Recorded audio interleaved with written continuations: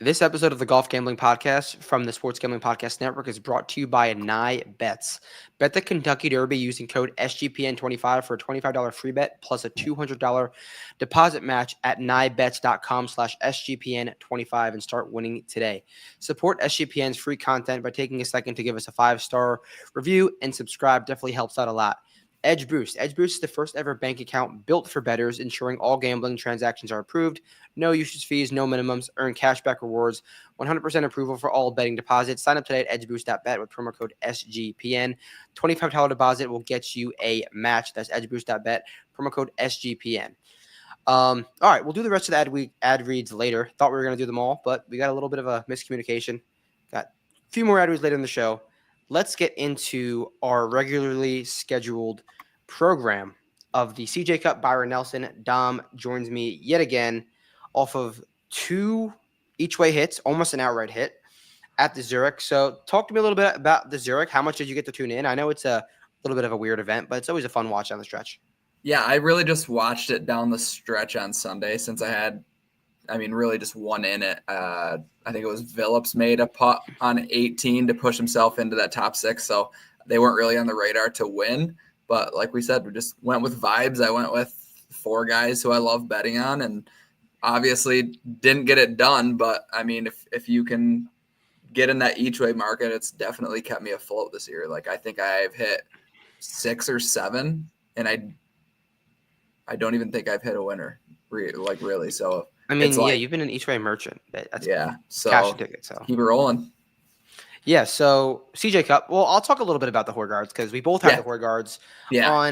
They were rolling. There was a few putts that didn't drop, but that one on 17, like Rasmus was like a millimeter away from dropping that, and would have been the difference to get into that playoff. Obviously, of course, Ben Griffin makes a bomb on 17. As soon as that ball stayed up, well, first on 16, Novak hit a loose one. Then 17, Novak hit a loose one. Both stayed up barely. Yeah. And then as soon as that one stayed up, I had a feeling I'm like, Ben's gonna roll this in. Sure enough, Ben rolled it in, and then on 18, did you watch what happened to the Horgards on 18? I didn't have volume on, but I saw. Did they get relief from that? Relief is an understatement. They got basically a free retee, put it in the fairway. It was a joke. It truthfully was. Because I was driving and I was just kind of peeking over and watching it, and I saw the tee shot, and then I saw the rules official go over there, and I was like, okay, at least par this so I can get an each way cash. And then I saw, I looked back later and it said third shot, and I was like, how is that even possible? Like when they were up by the green, by the green, third shot, I was like, well, I cashed it at least, but I was assuming hey, get out of here with a par. Literally, I was in a gym in Scottsdale, and I was watching it on the corner of my phone. I was like, what's going on here? I see Rasmus duck hook one left into the woods, lost ball. And then I'm like, all right, well, there goes my sweat. I thought I had it. And the rules official comes over. They find the ball after a 3-minute search behind the hospitality tent. And the announcers are like, you know what? This might be the break of the year. They're going to get, if Rasmus or Nikolai has any sort of swing at this, they're going to be able to get line of sight relief. And then they took relief from the cart pass. So they got double relief after dropping it. And then it was Nikolai had an iron into the green, gave him a perfect lead for the third shot, up and down for birdie to at least put a little bit more stress on the leaders. But it was just like, what are we doing here? That's just there's got to be some sort of, and obviously I was, as a Horgard bettor, you too, I was not complaining, but that was legitimately a stroke and a half minimum swing. There was no way he could have. It was a horrible lie. Barely see the ball. He would have been in the jungle, and just because they found the ball and it was behind the hospitality tent, they were able to get that relief and go on with things. So imagine if they were up one when that happened. How much heat, that would have been talked about for a long time. I mean, everyone knows you need great breaks to win a golf tournament. That's not a hot take at all. But what happened there was a bit egregious. Obviously, they didn't win. And, I mean, Ben Griffin and Andrew Novak got a ton of breaks, too. Him on 16 and 17, I don't know if you saw those shots, both pulled it left, and there's no reason those didn't go in the water. at all. Yeah. They definitely could have went in, but shout out Novak, shout out Griffin, friends of the program. Glad they got it done. Happy to see them secure their cards, secure that first PGA Tour win because they've just been doing nothing but playing some great golf of late. So let's get to the Byron. CJ Cup Byron Nelson, TPC Craig Ranch, a golf course that we see a few times now, a golf course that is as bland as it gets, not very enticing. I'm not going to sit here and say this is a great golf course, great watch even. But tell me a little bit about what you're looking for in a player in terms ahead of the CJ Cup. Pretty much looking, I mean, birdie makers, but at the same time, everyone can make a birdie. Like, I don't know. I remember watching this last year. Ben Coles literally threw this away. Like Pendrith, like I think he was minus like 500 at one point. I remember I was at a casino watching it and it was like, oh, it's over. And then I think, didn't he hit one in the bunker and it came back to his feet? He hit one in the bunker. He had a really bad lie. It was like the edge of the bunker, edge of the sand. And it was like an unlucky break and buried. And then he hit it back into the bunker and then didn't get that up and down. So he ended up making a 6. And Pendrith was over the green in 2, and like it had to be a birdie bogey swing, and that's what happened. I remember too because I had Pendrith like 125-1, and I was at a concert. And I made up some excuse as to why I had to like leave the concert in the middle of the set. Cause I was tracking like on my phone. I was like, I gotta go see what's going down. So I feel like that always happens. Like the craziest things when you have guys in contention, you're just in an inconvenient spot. Yeah, it happened to happen that last year, but. Crazy week, and like you said, Ben Coles versus Taylor Pendrith, 2 fairly different styles of golf. I think, like you said, and it's not like Coles was playing great last year. I remember he got off to a really bad start, and I don't know the exact form, but just goes to show like anyone can get hot with the putter and put 4 rounds together. So just looking for, like I said, you can look at birdie makers, guys who aren't horrible at putting, and then just the proximity and approach. I'm keeping it pretty simple. And then honestly, I mean, you can throw. There's so many ways to do it, dude. Yeah. So this is like one of the true weeks. Like I'm looking for either driver putter guys because Pendy won it last year, bombing it off the tee, I think he was about field average on approach and then getting hot with the putter. Or there's shorter hitters like Coles who are just going to hit every fairway and then just mint some to 20 feet and just make a ton of putts. So there's multiple ways to do it. I'm sure we're going to be all over the odds board. So let's get into it. We'll just mention the guy, Scotty Scheffler. We'll mention him. I'm going to say right now, I'm going in without Scotty markets this week. I'm doing it. I just don't want to deal with it. I think it's just inevitable. It's coming. But I'm not saying he's going to win, but I just don't want to deal with it. And there's good numbers in that market. So what's your Scotty thoughts this week? Yeah, we know it's coming. And I know a lot of people have said, like, anyone can win this and, like, long shots win this and, well, whatever the case may be. But at the same time, it's like if Scotty went out and won this by 6 strokes, I wouldn't be shocked. No. I mean, it's the drop-off is so Jurassic in this field. It's 2.5 to 1 something we've maybe never seen before. No, literally because Spieth and Im, any other week they've been what in the 80s, 100, right? So to even put them in that next category, because what was it a couple weeks ago when Scotty was 3-1? Wasn't JT? Rory, Rory wasn't there. JT was like 12, 11. Colin, right? So there was like Cantlay, there were guys right there. And that was still like quote unquote a weak field. This is, if you can get access to a without Scotty market, probably the week to do it, unless you're doing each ways.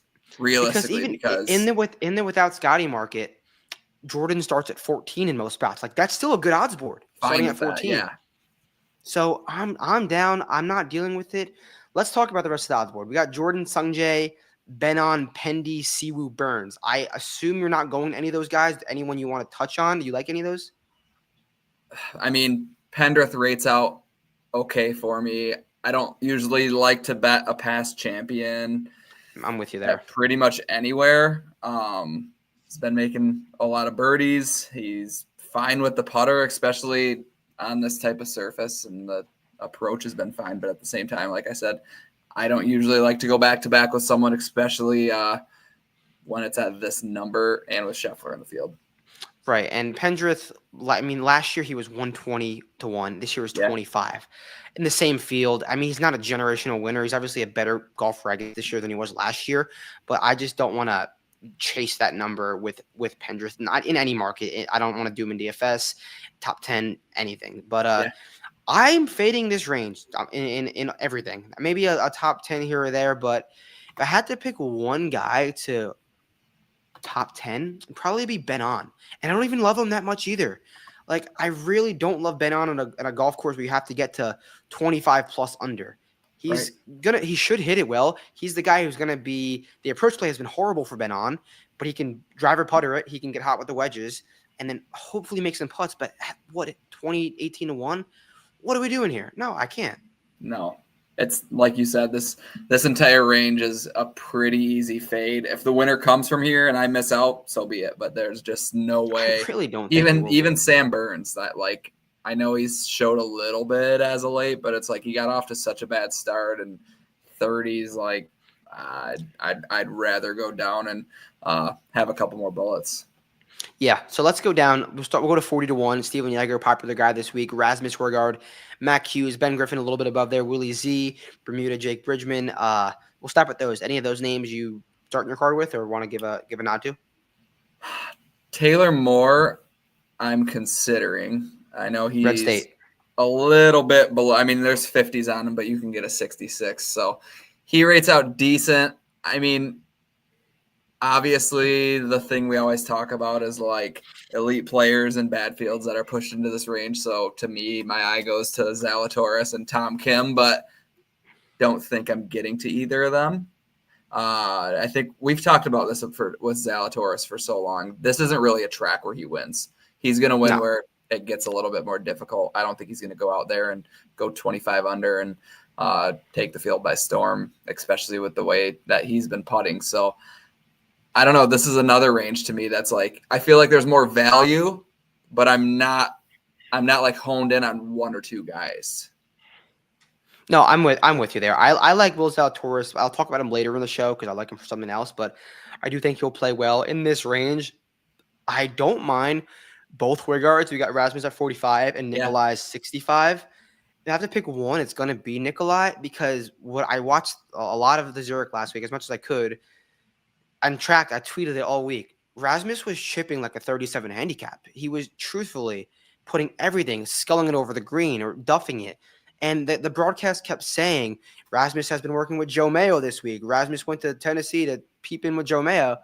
Why did he do that? Because it did not work well at all. Nikolai was saving him with some long putts. Nikolai was striping hard. But at the end of the day, I do like both of the Højgaards. I never don't like the Højgaards. It's never gonna be weak or I'm gonna not like them. But if to pick one, it's gonna be Nico. And coming off a second place finish, I know it's a Zurich and it's hard to like quantify what that actually means, but coming off a second place finish, they're still getting priced like they had normally been priced in these weak fields. Because say last week didn't happen, it's hard to imagine they'd be a whole lot longer than this. Yeah, because based on the field, based on what we're seeing here, I definitely agree with you there. Go down a little bit. Ryan Gerard, Eric Cole, Seamus Power, Rio Hisatsune, Alex Smalley. I mentioned Nico, Isaiah Salinda, Harry Hall. That's like the 60 range. Anyone in there? I don't mind. You didn't mention him, but Thor Bjornsson. Oh, where is he? Obviously. Oh, 70. He is, 70. Same thing. I mean, the last. He's your guy. He is. He played good at Corrales. Obviously, was up there last week. Another one, Alex Smalley at 80 to 1. I like quite a bit. I want to like Ryan Gerard again, but 60s he's getting priced a little bit too sharp now. Not that he's playing bad. He's like no, I'm with you. Almost peaking and like a win could be coming, but at the same time, I would probably like a better number for Ryan Gerard. Like he sends it off the tee. I was going to say I'd rather let Tom Kim at 60, but I don't think I actually would. I mean, go with who. It's simply who's playing better right now. Gerard's playing better than Tom Kim, and I will say I'm going to be fading Tom Kim in matchups this week because Tom Kim is he's gonna be priced up a little bit in matchups because the name value, and he has that Dallas connection. He's gonna be really trying to Yeah. press. He's probably in a decent group. I don't know where the tee times are out, but he's probably in a decent group, and he's gonna try to do too much and just like really press this week when his game is not there. He's lost over 10 strokes on approach in his last 2 events, so it just the game is not there right now for another like 4 off the tee. I'm fading Tom Kim. If I had to pick one guy in this range, it would be Harry Hall. I think his price is drifting. He's coming off of his best career approach week at the other TPC course in Texas, TPC San Antonio. So that's good vibes for Harry Hall. I tweeted out like an hour ago. He's got a new caddy on the bag. Good vibes there. So I'm definitely in on the Hall train. He's proven to win before. He's proven to get in the mix. And this is not a massive field anyway. I like the number on Harry Hall. I like him better on the West Coast, but I can live with it. I can call Texas the West Coast. No, I like Harry Hall as well. I mean, towards the end of last year and early this year, I mean, he was scorching hot with the putter, with literally everything. He was making birdies with the best of them. Like I remember his birdie or better was like top 10, top 5 in that fall swing heading into the year, and then played decent in Hawaii too. So I think it's a pretty good number on Harry Hall and something that is worth buying the dip on. All right, let's get to this 80s, 90s before we open it up. Austin Eckroat, TPC Doug Gim, Toasty a little bit popular this week. Lee Hodges is back. Jesper Svensson, Matt McCarty, Nick Norgard, Chan Kim. Anyone in this 80, 90 range that catches your eye, even if I didn't mention them? Norgard, you can get a 125. I already bet the 125 each way. He's making birdies quite often. I think he's 12th on the tour this year in par breakers, so any birdie or eagle, but I don't know, kind of fits like the Pendrith build of driver, maybe putter. So I don't know. I'm going there. Like I said, already did it. I think it's a pretty good value. I know he hasn't shown us a whole lot, but I just think he can make enough birdies to kind of get by. Form's horrible, but right. I mean, but you know what everyone says. If you could win the British Masters, you could win the CJ Cup Byron Nelson. And yeah, that's what they all say. That's what they all say. And he checks that box. But I will say, we're finally getting a good price on Norgard because he's been priced like in that 50. And when he came out, he was like 50, 40 to 1 for no reason. And now the books are like, all right, this guy's not a prolific winner. But I will say he fits that driver putter profile, absolutely nukes it off the tee, and can get hot from time to time on the greens. I just like we both said, I like the price more than anything because it's a fair one on Nick Norgard. I'm going all the way in on the Danes this week. Love the Danes this week, every single one of them. So I'm down for Nick. You want to open it up, Triple Ds? Yeah, let's do it. Triple. All right, give me a guy or two Triple Ds that you like. So there are 2 more that I bet in this range each way.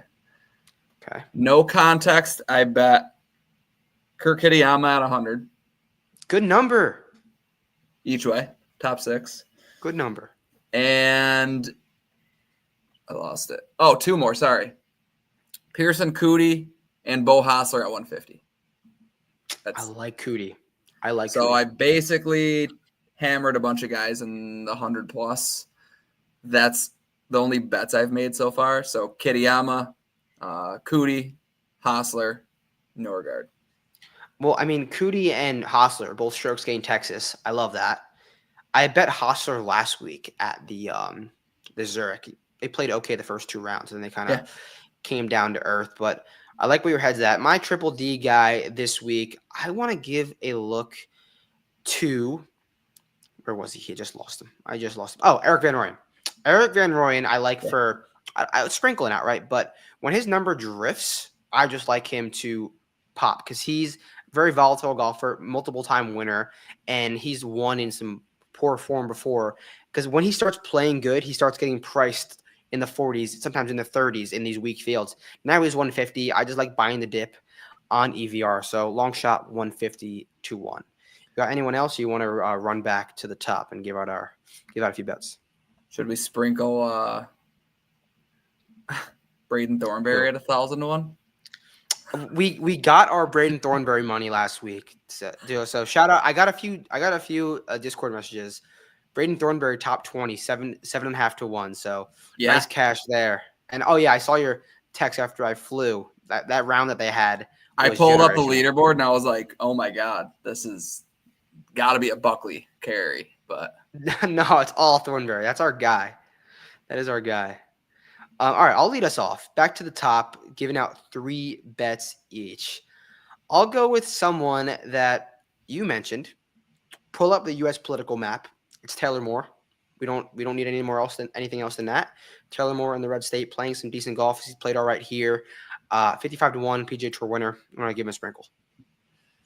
All right, I'm gonna start it with the first guy I bet. I'm going Kurt Kitayama at 100-1. Literally no context. It's just I think a very good number that was available to me. We know that he's able to win, and just take the value. I mean, potential course comp, Black Desert Championship, and small sample, but potential course comp, and he gained like 17,000 strokes ball striking there. He could definitely do that here. I'm down for Kurt K.